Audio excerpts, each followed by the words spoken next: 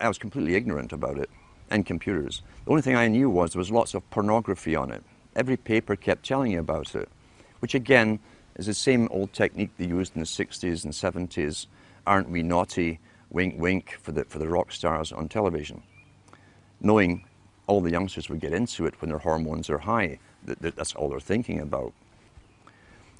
But once folk were addicted to it, they also planned to gradually alter it, keeping the people addicted to it as they changed it into another system where mainstream media, the authorized media, the culture creation industry media, would eventually have prime, or the main dibs, the first grabs at the main bandwidth that eventually they're claiming will have to be reduced.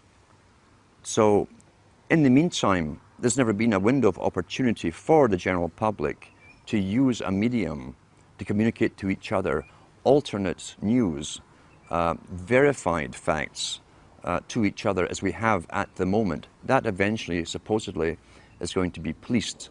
They've had international meetings, the first one held in Canada, under the guise of the United Nations, or the auspices of the United Nations, to do with regulating and censorship of the internet. They have these meetings every year as they add more laws to it. We know the cloud system is to come in eventually. It's been all over the media in Britain, where you won't be able to store anything on a hard drive. You won't even need a hard drive eventually. Remote servers will have all your information for you. It will then be used as a form of punishment if you were politically incorrect in some form or another. Then you'll be cut off from accessing that server with all your data until you toe the line and behave yourself. Social control can be used through monetary penalizations, or through other penalizations like withdrawing you access from it.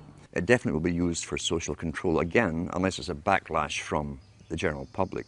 And they do expect backlashes from people who have become used to looking into whatever site they wish to look at, or communicating whatever kind of information they want to each other. Now, along with the introduction of the internet, we've got to remember too, the government agencies also set up and promoted chat rooms and all the rest of it. And there are agents within this strange nether region called the internet whose job it is to infiltrate people who are coming together as groups, communicating on specific topics to do with political changes, and disrupting those groups. So already it's a battlefield, and they called it the cyber wars long before they even gave this internet to the people. It had been an informational war, they said in all the papers. Therefore, government intelligence agencies would have to expand their roles with mandates to also be in this invisible world where they would manipulate various groups from within as well. There's also a lot of nonsense, of course, on the internet too, which can take you down conspiracy paths. I hate the term conspiracy because the government wants us to use it like we're some sort of hobbyists and some sort of kooks. I don't use the term. But that's become the most popular type of site now, is conspiracy site. And there's many out there, there's professional agents out there as well, who've been funded by governments and even launched by governments to be well known, especially in Europe, to lead the conspiracy sites. Then they bring in the UFOs, the aliens, until you have achieved your goal. Counterintelligence. Let's talk about counterintelligence and how it works. What is intelligence? Intelligence gathering is sending agents out to simply listen. To listen in marketplaces, bars, cafes, as to what the people are discussing. Lawrence of Arabia, in his own book, 7 Pillars of Wisdom, was trained as an agent. He was trained in Arabic languages. He was given lots of money, he and 11 other people, trained from Cambridge, and sent over to the Arabic countries to start up Arabic newspapers. Once they started putting stories in the newspapers, they went round the marketplaces, they hired lots of guys to listen to gossip, to see if the intelligence they were putting out in the papers was being discussed by the recipients, the readers. That's basic intelligence gathering.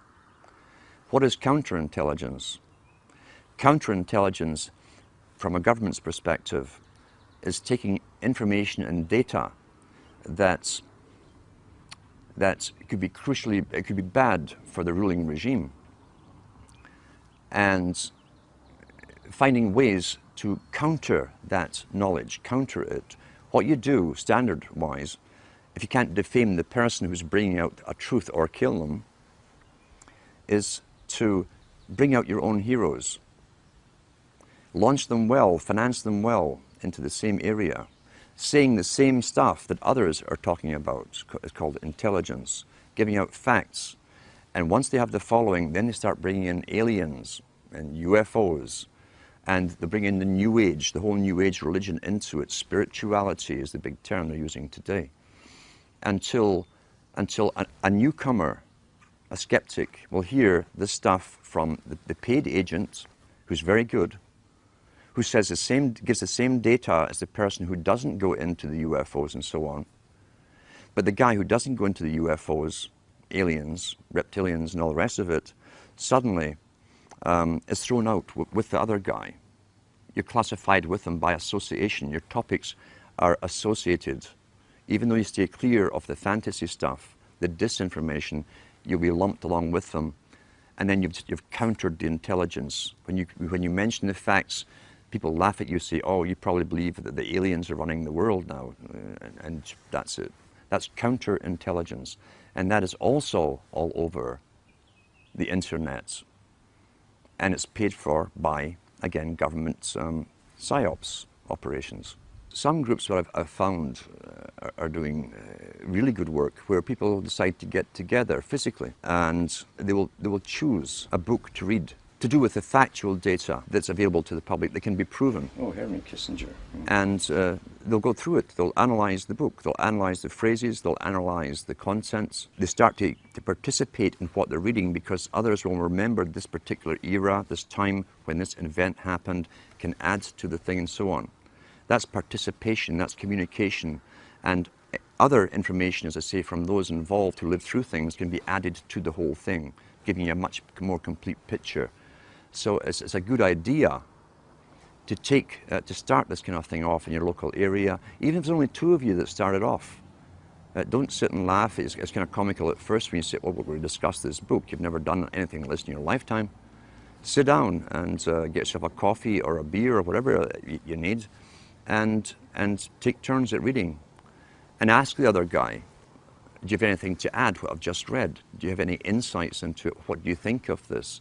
It gets you stimulated into participating and really thinking, because everybody who's alive today has been trained literally not to have to think. As Brzezinski said, shortly the public will be unable to reason or think for themselves.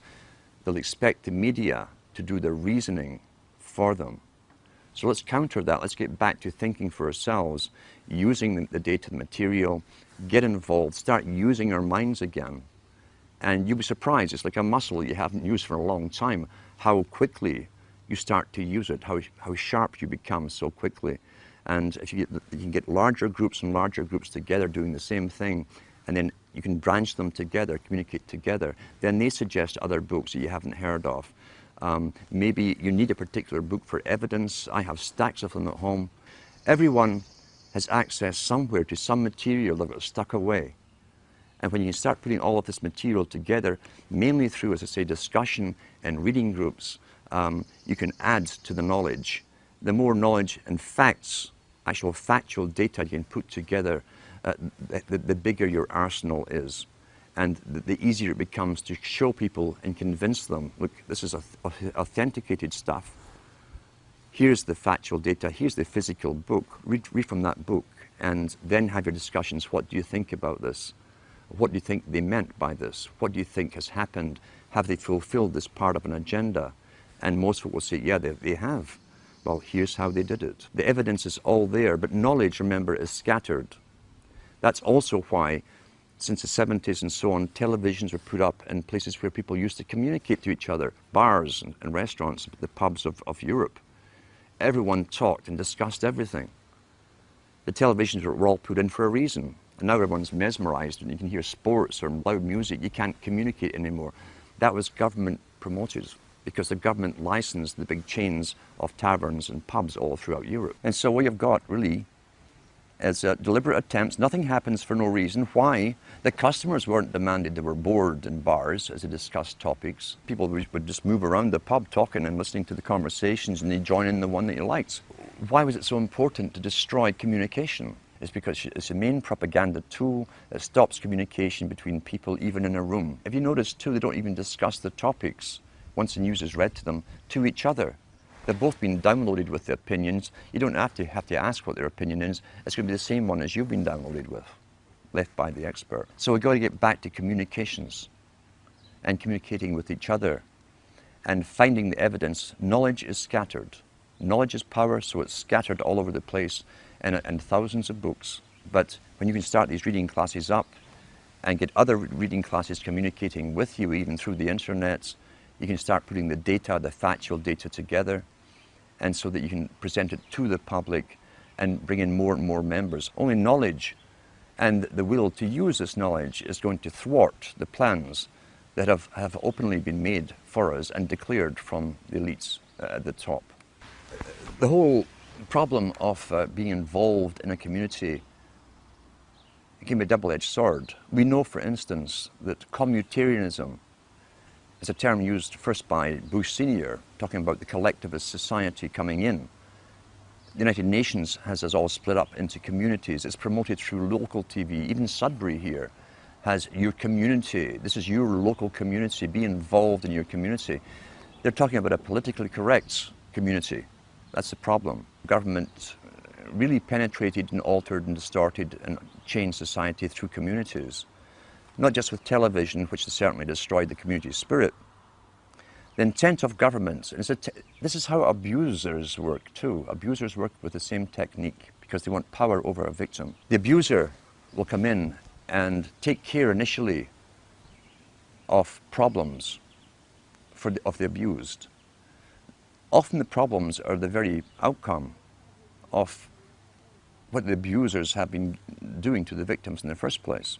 Governments came in with welfare, for instance, a long time ago, in all countries about the same time.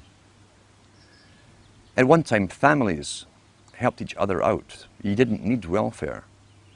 If someone lost their job, everyone chipped in. You didn't condemn the family member for being unemployed or ill or whatever, or losing their job. Families helped each other. Now, the family, remember, is still really the smallest nucleus of a tribe. And then government came in with unemployment insurance, which they took off you, but nothing was for free.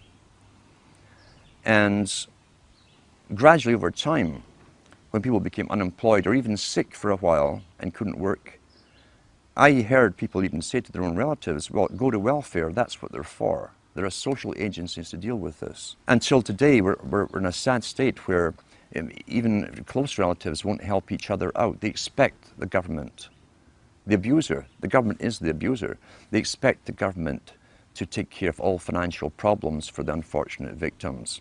And they stop helping each other out. We've got to start reclaiming the rights to, and you can do it personally with people you know, to help other people out and start countering the government's mandate, because the government's mandate is for control over the victims, not to help the victims. Those who fall under that particular level into the welfare state have their lives run by government agencies and social workers. That's what Huxley says. He says that they won't need their survival capabilities. Russell said the same thing, because the government is taking care and making all their decisions for them.